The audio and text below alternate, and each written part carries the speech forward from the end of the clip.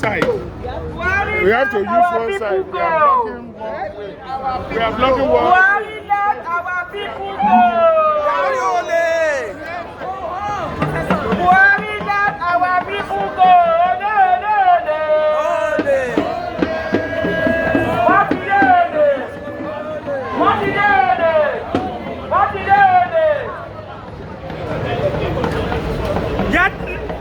Let Yoruba nation go. Yoruba nation now. Yoruba nation now. What do we want? Yoruba nation. Yoruba nation.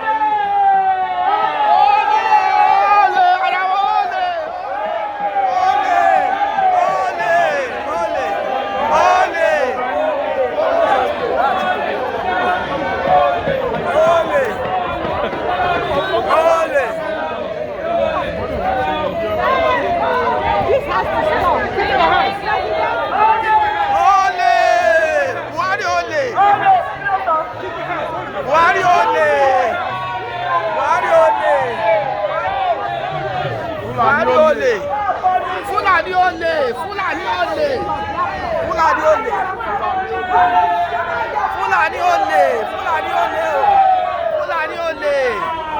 Fulani ole.